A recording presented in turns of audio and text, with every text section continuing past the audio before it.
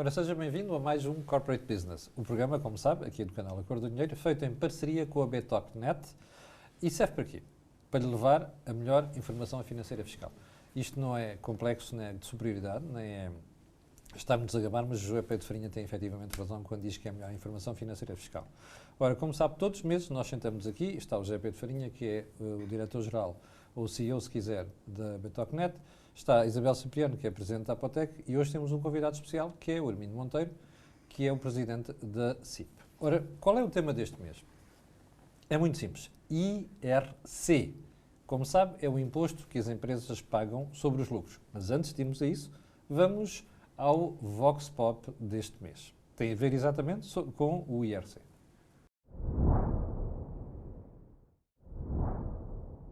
Claro e transparente. Bom dia. Não considero que seja claro e transparente, porque sempre que estamos a preparar o ano seguinte e estamos a desenvolver o business plan, nunca sabemos qual é a nossa carga fiscal, porque há muitas coisas ao longo do ano que influenciam no IRC, nomeadamente as tributações autónomas e muitas vezes as mudanças de regras ao longo do ano. Bom, já sabe que depois do Vox Pop tem aqui um link onde você pode votar e para nós irmos acompanhando aquilo que é a evolução das suas respostas face à pergunta colocada. Bom, vamos então ao tema que estávamos a falar, IRC. Como sabe, é um tema, é um mantra aqui da Cor do Dinheiro e também do Corporate Business, que é criticar não só a elevada taxa de IRC, mas também a complexidade dessa mesma taxa. E julgo eu, José Pedro, foi essa a razão que trouxemos o tema para o programa deste mês. Então, obrigado por estarem connosco, obrigado Camilo. Trouxemos o IRC porque estamos numa altura crítica em que as empresas estão a ser confrontadas hoje com o IRC que vão pagar e estão a ter surpresas, portanto, algumas delas, porque não fizeram isso ao longo do ano, estão a ter surpresas negativas, porque a taxa efetiva do IRC nunca corresponde àquilo que é a taxa nominal do IRC. Porque o IRC tem regras muito próprias de apuramento do lucro, portanto, que é o lucro tributável, que é diferente das regras de apuramento do lucro contabilístico. Até porque as normas contabilísticas têm como objetivo demonstrar a performance, etc., da empresa, enquanto que as normas fiscais têm como objetivo, teoricamente, a justiça fiscal e a coleta do imposto em função desses critérios de justiça fiscal. No que diz respeito ao IRC, há aqui grandes divergências entre o apuramento do lucro na contabilidade e o apuramento do lucro fiscal. Isso nós, contabilistas, devíamos fazer ao longo do ano e discutir com os empresários, mas no dia-a-dia isto não acontece. E, portanto, as empresas estão neste momento a ser confrontadas com isso e estão a ter surpresas, porque têm gastos na contabilidade que não são relevantes para efeitos fiscais, têm gastos na contabilidade que vão dar origem a tributações autónomas em sede de IRC e, portanto, quando chegam ao final, esperam ter um valor de imposto a pagar e têm outro, normalmente superior. E, portanto, é por isso que é pertinente nós discutirmos este tema e não só por isso, porque são as empresas que criam riqueza e o IRC é sobre os lucros das empresas. Sim, antes de irmos ao nosso convidado de hoje, Isabel, porquê é que isto é tão complexo? Bom dia, Camilo. É complexo por estas razões que o Zé Pedro já referiu e que nós temos vindo aqui ao longo do ano anterior a falar. É tema recorrente aqui? É tema recorrente. Eu estava a ouvir o Zé Pedro e estava a falar em justiça e equidade fiscal e lembrei-me do artigo 104 da Constituição da República Portuguesa, que diz uma coisa fantástica, que é a tributação das empresas incide fundamentalmente sobre o seu rendimento real. Ora, isto já não é verdade. E não é verdade porquê? Se pegarmos no exemplo de uma PME que tem uma tributação de taxa de IRC reduzida de 17%, com as correções decorrentes das tributações autónomas, das viaturas, de seguros, ajudas de custo do pessoal... Não é o rendimento real? Não é. Passamos de 17% para perto dos 33%. Okay? Portanto, temos uma Constituição que nos diz o inverso. Isabel, sabe que há alguns fiscalistas, e inclusive já ouvi esta piada por gente do Governo, diz que vocês têm uma obsessão com as tributações autónomas, mas há uma razão para isso, não é? Uma delas é essa que a Isabel acaba de dizer agora. Nós até conseguimos compreender porque é que as tributações autónomas foram criadas. Tem a ver com a taxa da taxa marginal de desvio da economia, Sim, sim. em que era 10%. Ora, Mas- nós estamos hoje numa sociedade mais tecnológica, mais controlada, com sistemas que têm o fiel da balança muito mais aprumado. Não se justifica esta O fisco agressividade. sabe mais ou menos bem aquilo que acontece com as Só não empresas. sabe o que não quer, como Exatamente, nós só não costumamos sabe o que não dizer. quer. Portanto, isso é uma estupidez Não feita há desta maneira. razão nenhuma para se estar a induzir o empresário venha investir em Portugal, a taxa de IRC é isto e feitas as contas, a taxa de IRC não é aquela. Ainda vamos contar com o quê? Com uma demonstração da Modelo 22, em que temos dificuldade em explicar aos empresários porque é que no ano a tributação autónoma de uma viatura foi de uma maneira, há um orçamento de Estado que no ano a seguir altera aquela tributação autónoma. Quem faz planeamento a 5, 10 anos É impossível. é impossível. Portanto, como é que conseguimos tornar as empresas rentáveis se não temos uma fiscalidade em termos de empresas estanque e coerente? Vamos ao Armindo Monteiro. Armindo, muito obrigado por ter vindo ao programa. Qual é a posição da CIP nesta matéria? Obrigado, Camilo, pelo convite. É um prazer e é um É privilégio. uma honra ter-te aqui. É um privilégio. Eu acompanho este programa e, portanto, permitam-me dizer isto e acho que contribui muito para a literacia que os É portugueses uma das nossas precisam. preocupações. E é muito importante, porque uma sociedade mais litrada nestas questões, de facto, é mais exigente também. E, nesse é menos sentido, suscetível à manipulação demagógica. absolutamente, Camilo. E por isso é serviço público que estão aqui a fazer e por isso os meus parabéns. Eu gosto de pensar a taxa de IRC como uma analogia, que é a cota que o Estado exige ao empresário para entrar na sua própria empresa. Na Irlanda, o Estado exige 15% do investimento. Em Portugal, tal como já foi referido, pode chegar a 33% do investimento. Isto tudo demonstra logo o nível de exigência que o Estado tem em relação a cada investimento dos empresários. E, sobretudo, é um investimento seguro, porque da parte do Estado colhe onde não semeia, retira onde não planta. E, portanto, deixa completamente ao empresário a responsabilidade do negócio, mas está lá para cobrar aquilo que tenha lucro, ou como também já foi referido, ainda que não tenha lucro, porque as tributações autónomas é um imposto sobre um rendimento que não existe. Exatamente. E esta questão é uma questão perversa. Atenção, eu vou repetir o que o Armindo disse. A tributação autónoma é uma tributação sobre um rendimento que não existe. Percebe? Aliás, como você se recorda, tem sido objeto de análise sistemática aqui no canal Acordo Dinheiro no Corporate Business, inclusive com o anterior secretário de Estado, Paulo Núñez, que está hoje em dia na boca das bocas do mundo por outras razões. Isto é perverso, Exatamente. Camilo. É perverso, porque se de facto queremos tributar um rendimento, então nós estamos a utilizar um método que é próprio de uma economia terceiro-mundista, que é por métodos que não são aqueles do deve e do haver. E há, na parte da administração tributária, esta perversidade que é arranjar forma de deduzir ao mínimo as deduções, reduzir ao mínimo as deduções, acrescentar tudo o que são as majorações do imposto. Isto é completamente arbitrário. Aliás, prova que todos os casos que chegam a tribunal são normalmente favoráveis ao contribuinte, porque naturalmente a forma e a regra como a administração tributária pratica a lei, naturalmente é enviesada. José Pedro, esta questão das tributações autónomas é crucial no meio disto tudo, não é? Portanto, é um tema que já batemos muito e que Mas nunca é demais criticar isto, até para as pessoas perceberem isto, estamos em campanha eleitoral. E às vezes, para percebermos o presente, temos que ir à história. Não é? E as tributações autónomas aparecem quando a taxa de IRC estava acima dos 30% e 20% de alguns gastos, porque havia abusos, como a Isabel explicou, não eram aceitos como gasto fiscal. E algumas empresas tinham prejuízo por causa disso. Então foi criada a taxa de 6,4%, que era precisamente 20% vezes a taxa de IRC, a taxa em vigor na altura, para tributar e as empresas não criarem prejuízos com esse tipo de despesas. Utilização de viaturas, despesas de representação, etc.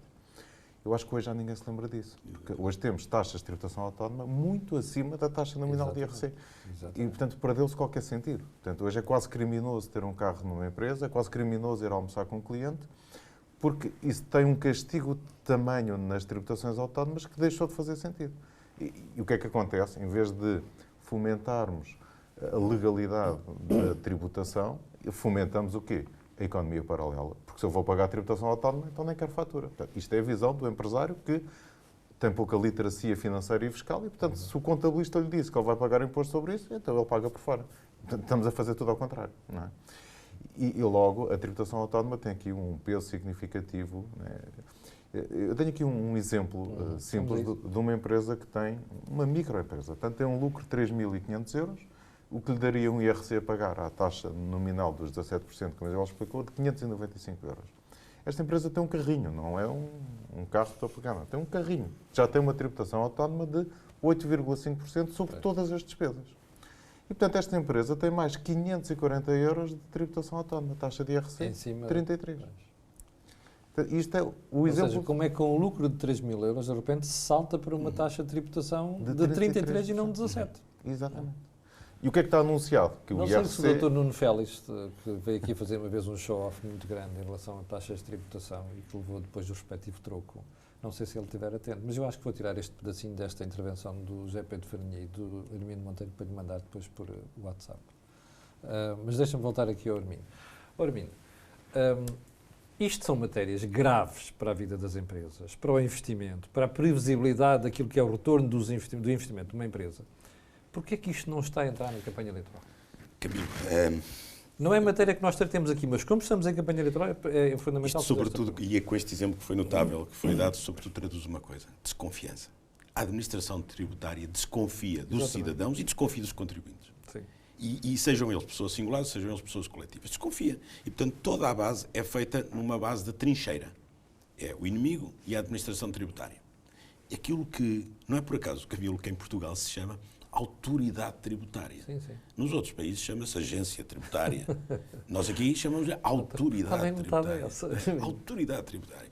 E tudo isto vai na base da desconfiança e vai na base de o contribuinte é malandro à partida. malandro e, portanto, vamos fazer com que, efetivamente, pague aquilo que não deve. Pague aquilo que não deve. Sim. E Até como vimos há bocadinho, é um rendimento que não existe. é um rendimento que não existe. E isto teria graça se não fosse realmente dramático. Isto afasta o investimento. E porquê é que isto não está na campanha? Eu creio que, de alguma maneira, creio que a Confederação contribuiu para isso, para pôr alguma centralidade no discurso político. Onde já se fala no IRC, onde já se fala no crescimento económico. Eu estive a ver os programas anteriores, não havia nada disso. Havia só benefícios sociais e apoios e assistencialismo. Agora, noto, na maior parte dos programas, particularmente mais nuns que noutros, mas enfim, já há uma centralidade, uma preocupação com a asfixia tributária que nos está a massacrar a todos. Aliás, tenho que dar os parabéns à CIP, porque eu acho que desde que tu chegaste lá, de facto, esta matéria, sem desprimor para o anterior titular do cargo, estas matérias das empresas e da fiscalidade realmente passaram a ser mais faladas. A vossa agenda tem funcionado. Porque realmente é importante nós pagarmos, nenhum empresário paga um imposto que considere justo. E para o considerar justo tem que ser, naturalmente, em função do rendimento que recebe e em função daquilo que vê de retorno da aplicação desse imposto. Todos nós, cidadãos, gostamos que os nossos impostos tenham um bom retorno. E bom retorno é bons serviços. E aquilo que nós vemos é que não tem bom retorno, os serviços não são bons, estão a piorar e há, de facto, uma tributação excessiva. A Troika fez aumentar o IVA de 21 para 23. Alguém se preocupou em descer para 21, quando já não era necessário que fosse a 23. Não. Uma vez nas taxas máximas... Só se repõe a salários e pensões. Claro. E esta preocupação é importante nós conseguirmos colocá-la na ordem do dia e, como disseste bem, nós estamos em plena campanha eleitoral. E esses são os temas que vale a pena discutir. O que vale a pena discutir não é se um é mais orador, um dos candidatos é melhor orador, melhor tribuno. Não. O que vale a pena discutir é quais são os projetos que têm para melhorar a vida dos portugueses. E quais são as equipas que têm, quais são os propósitos que se propõem atingir e como é que se atrai o investimento. Senão, não dá. Vamos continuar no milagre económico. Sabes qual é o milagre económico português? Então. É distribuir antes de criar. Pois, distribuir o que não se cria. Distribuir o que não se cria, é um milagre económico. Exatamente. Bom, antes de irmos à Isabel, deixa-me só pedir ao Mauro para pôr no ar o gráfico para vermos a evolução da votação. A pergunta já sabe, considera que o IRC é um imposto claro e transparente? Não, vai muito na frente neste momento com 54,5%. Bom, Isabel, se isto não corresponde ao rendimento da empresa, porquê que não se muda? Vocês têm frequentes interações com o Nuno Félix e pessoas do género, porquê é que isto não muda? Bem, felizmente a Apotec tem 47 anos, tem tido interações com vários Nunos Félix. Com vários governos independentes. Portanto, nós temos uma regra na associação, não temos nem clube, nem religião, nem cor política. Mas eu não estou preocupado com os clubes, nem com o político. Estou preocupado é com isto, que isto funcione, Isabel. Isto quer dizer o quê? Compete-nos a nós sensibilizar e procurar consenso. Não tem sido por falta de alertas e chamadas de Então, mas atenção. porquê que não funciona? Uma razão muito simples, também já falámos dela. O problema da receita está ligado à despesa. Como não há um controle de despesa efetivo... É preciso ir sacar o que for possível. Tenta-se aumentar a receita. É como dizia a Mariana Mortágua, que há uns 10 anos, que era... É preciso ir perder a vergonha de ir buscar a quem acumulou. Pronto, não é? eu tive uma educação parental diferente dela. Não me vou manifestar sobre esse comentário. Mas para dizer, o exemplo das empresas que está refletido no IRC, porque quando se olha para a ótica do investimento, não é só o valor de capital que o empresário traz. O capital contrata, ok, o Estado vai buscar quase 24% sobre aquela força de mão de obra. 24%, quanto é que é a taxa de juros? Pois é. Como é que o Estado pode ir buscar 24% a uma fonte de mão de obra? Porque vai tributar o investimento do empresário para a contratação. Ora bem. 24%. Juntemos-lhe a isso a taxa do IRC. Juntemos todas as outras taxas e taxinhas que nos lembramos de manter, já sem razão para isso. O que é? Só para justificar que temos uma despesa que temos que compensar com uma receita.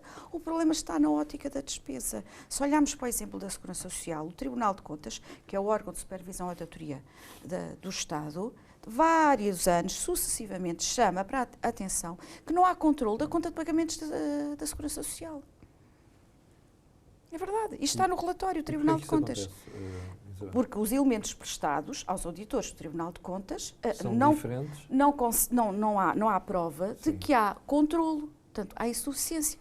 Isso revela bastante o estado do Ministério da Segurança Social nesta altura. Todas as vezes que nós nos voltamos para os empresários com a justificação que temos que tornar o modelo da Segurança Social competitivo e sustentável a médio e longo prazo, como? Então, é como ter uma torneira aberta. Não estamos a controlar se temos água suficiente, mas a torneira está sempre aberta, a água está sempre a sair. Ora, não há empresário, não há empresa e não há trabalhador que aguente esta incerteza de estar a trabalhar, de estar a promover e a criar emprego, depois não dando garantias de sustentabilidade para a frente. O nosso sistema de segurança social vem do século XIX. No século XIX, a esperança média de vida não é a de hoje. Claro. E a pirâmide era invertida. Havia muito mais mão de obra ativa do que mão de obra a receber pensões. Hoje nós temos um rácio de 165 idosos para 100 jovens. Portanto, já estamos quase no dobro. Na margem da sustentabilidade. José Pedro, aquele exemplo que tu deste é tão chocante que até custa ver que o político não perceba aquilo. Mas eu, para não ser injusto, resolvi ir olhar para as contas das sociedades cotadas. Todas as contas são públicas, mas estas são fáceis de obter. Imagino qual seja a conclusão, que a taxa de tributação é inferior aos 31,5%. A taxa média das sociedades que eu vi, portanto não quer dizer que seja de todas. Mas é preciso chamar a atenção para várias coisas. Anda ali nos 27%. Sim. É preciso chamar a atenção que estas empresas têm também participadas em empresas estrangeiras, provavelmente em países com taxas de IRC mais baixas. E, portanto, a média baixa. Ao consolidar, baixa a média. E estas empresas têm acesso a uma coisa que a maioria das micro e pequenas não tem. São consultores fiscais que estão ativamente a trabalhar nos benefícios fiscais. Sim. E tem outra coisa ainda, que é, negociam muitas vezes protocolos especiais com a autoridade tributária ou com os governos quando fazem certos investimentos. Pode acontecer. Mas mesmo indo só à matéria dos benefícios fiscais, que afetam diretamente a taxa de IRC, temos outra vez outra matéria muito pouco clara. Porque o Estado não pergunta ao empresário que quer pagar menos imposto. Não é? O Estado diz ao empresário tem aqui um impresso, não sei quantas declarações, para se habilitar a conseguir ter um benefício fiscal, que está previsto na lei, mas que depois é preciso ter um projeto, se for o CIFID, é preciso ter um projeto específico de inovação e desenvolvimento. Portanto, a maioria das empresas não tem. Matou-se agora a via indireta do grande benefício fiscal que havia de CIFID.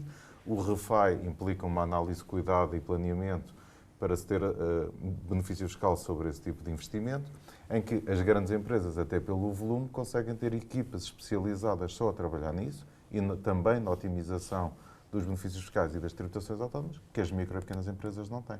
Portanto, ao contrário do que se anuncia, o IRC é menos competitivo para as micro e pequenas empresas, por incrível que pareça, porque não é transparente. Sim. Bom, antes de voltar ao José Pedro para fecharmos o programa, deixa-me perguntar, Armindo, tens alguma esperança que esta sensibilização que está a ser feita venha a produzir efeitos num próximo governo? Tenho. Faço parte de ser empresário, ser otimista. E se o dia que nós deixamos de ser otimistas, deixamos de ser empresários. E, portanto, sim, espero que sim, até por uma razão muito simples. Nós precisamos de atrair investimento. Exatamente. Nós temos sempre esta comoção quando falamos em salário mínimo. Mas a questão é que muitas empresas também só produzem o mínimo porque não têm margem para conseguir produzir mais. Toda a asfixia financeira impede que a empresa se transforme, que se renove, que se sofistique no modelo de negócio, que cresça, que tenha de facto a economia do conhecimento como base e não a economia, que é a economia às vezes de baixo custo de produção. É uma realidade. E por isso tenho esperança que realmente se transforme e que nós consigamos atingir pelo menos a média do crescimento económico e também a nível salarial estejamos na média. O nosso desafio é exatamente esse. Promovermos até 2030 um plano que permita que os salários atinjam a média europeia, mas que também a economia cresça. O crescimento económico naturalmente, porque naturalmente claro, só assim é que é possível. Não é distribuir o que não se queria. Naturalmente. José Pedro, temos, para fechar, eu acho que ficou muito bem claro esta matéria. Tens alguma nota final ou vamos falar do programa? Tenho um apelo que nunca faço, mas então vamos portanto, como nós temos no nosso website da betocnet.com no blog um artigo muito completo sobre o IRC e com vídeos ilustrativos sobre algumas partes, portanto desafio as pessoas que tenham interesse nestas matérias, em aprofundar essas matérias, que visitem o blog e que leiam.